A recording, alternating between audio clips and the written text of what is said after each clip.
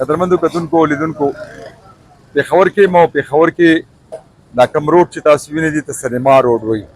وروسته بیا د ان پي په دور کې دا بدرمنیر روډ شو.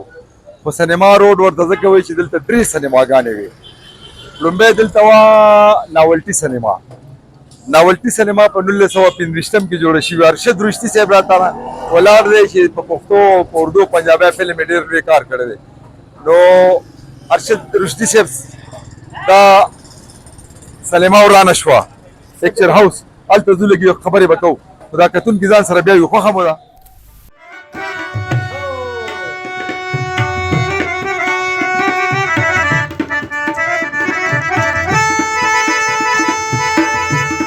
دا پکچر هاوس سینما ده چې په کال 1921 کې جوړه شوې وه او دا یو سکھ سردارو سونتي سنګ هغه جوړه کړې وه.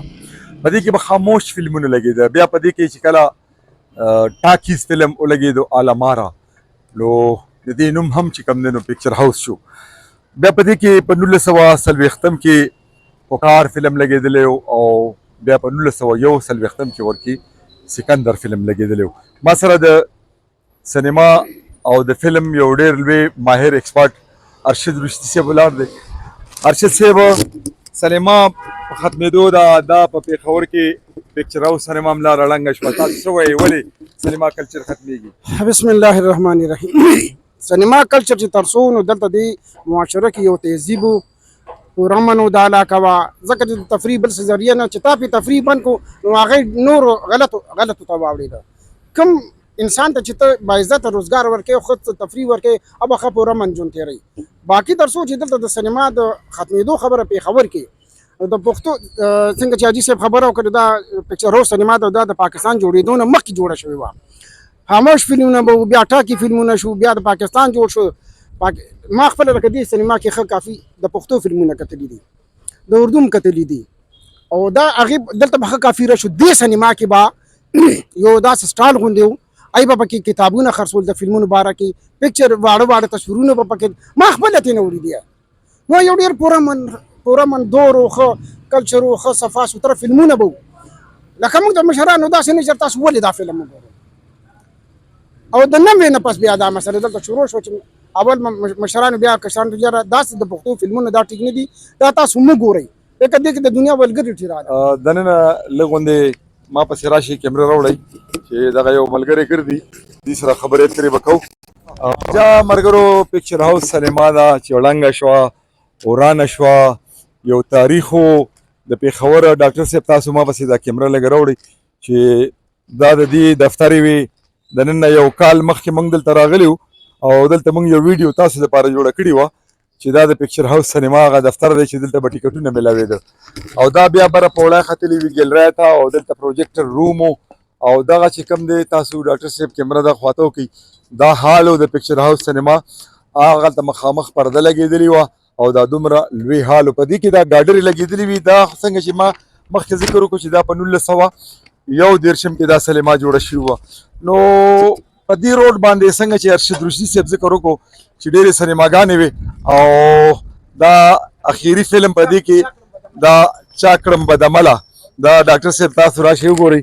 دا یو دې کې د اخیري فلم لګېدلی و چا کړم بدعمله. اوس په دې تیر ورکوټ اختر کې یو د دې نه پس چې کوم دی دا سینما لاړه. دا سینما هم لاړه، ناولټي سینما هم لاړه او ورسره تصویري مال سینما هم لاړه. ناولټي چې وه دا په 1915 کې یو هندو سیټ و اچرچ رام دا هغه جوړه کړې وه. بیا د هغې نه پس دا چې دی نو بلور صاحبانو واخېسته او د دې نوم ناولټي شو. بیا په دې کې به پښتو فلمونه یو وخت داسې راغو چې دې کې هم ښه ولګرټي شروع شوه د رشدي صاحب په کول.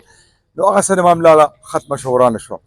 بیا تصویري مال سینما چې دا د سرمنو دلته یو کاروباري شخصیت و چې دلشاد ټاکیز د دې نامه وه او دلشاد ټاکیز به ورته بیا ځکه دی چې دې کې د اواز فلمونه شروع شو مخکې به دې کې خاموش فلمونه چلیدل دا هغه جی ګل صاحب سینما وه او دوی بیا حواله کړه چې کوم دی نو د دې نه واخیسته صابري هوټل والا فیروز صابري د چا چې بیا آیینه سینما صابرینا سینما او بیا دغه شمع سینما چې وه کومه یادېږي نو دا د دې وه دغه د سینماګانو یو دور دی یو تاریخ دی چې تیر شو لاړو ختم شو دا پکچر هاوس سینما هغه کنډر پرته ده نو څوک به وایي چې ښه وشو څوک به وایي چې بد شو ډاکټر اقبال صاحب راځئ موږ پسې کیمره راوړئ لږ دا سینما روډ دی خلکو ته وښیئ چې دا سینما روډ و دلته ناولټي سینما مخامخ دغه بلډینګ د ناولټا سینما دی دا غټ بلډینګ چې دی دا د ناولټا سینما دی ډاکټر صاحب دې خوا راشئ ډاکټر صاحب دې ځینې واخلئ